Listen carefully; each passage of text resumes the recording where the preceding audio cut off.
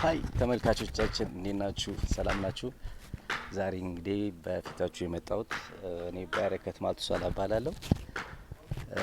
በተለያዩ ቢዝነስ ስራዎች ውስጥ አልፌያለሁ። ዛሬ ግን እንግዲህ የተለየና ከዛሬ 6 ወር ጀምሮ የተለያዩ ቴክኒካል ነገሮችን ወይም ኮርሶችን ስንማርበት የነበረውን የጎት ፋርም ወይም የፍየል እርባታን በተመለከተ አዲስ ቴክኒካል ነገሮችን ተምረናል። ወደ ስራም ለመግባት እንቅስቃሴ ላይ ነን ያለነው።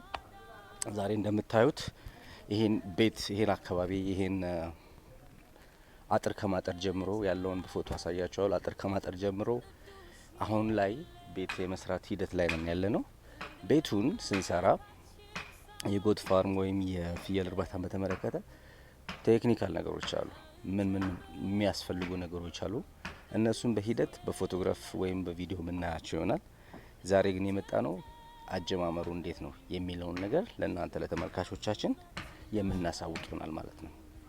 በዚህ የጎት ፋርም ላይ ብዙ መጀመሪያ ይሄን ፋርም ከመጀመራችን በፊት የምናውቃቸው ወይም ማወቅ የሚገባን ነገሮች አሉ። እነሱን ማወቅ የሚገባን ነገሮች በትክክልና በአግባቡ ከተረዳን ወደ ስራው ስንገባ ብዙም የሚቸገር ነገር አይኖርም ማለት ነው። ስለዚህ ዋናው ነገር ምንድነው? ስራውን ከመጀመራችን ወይም ወደ ስራው ከመግባታችን በፊት በአግባቡ በተገቢው መንገድ ትክክለኛ መረጃና ትክክለኛ እውቀት ኖሮን ወደ ስራው መግባት መቻል አለብን። የዛን ሰዓት ፐርፌክት የሆነ ነገር ይመጣል፣ ኪሳራም አይመጣም። ምን ማድረግ እንዳለብን እናውቃለን።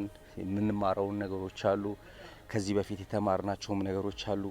ያን ነገር ያዋህድን ነገሮችን የመስራትና ወደ ሰክሰስ የመምጣት ነገር ከትንሽ ጀምሮ ምንም ኢንቨስትመንቱ ትልቅ ኢንቨስትመንት የማይባል በጣም በጥቂት ኢንቨስትመንት ነገሮችን ቀስ እያልን ስኬል አፕ የምናደርግበት ወይም እያደግን የምንሄድበት የጎት ፋርም ነው።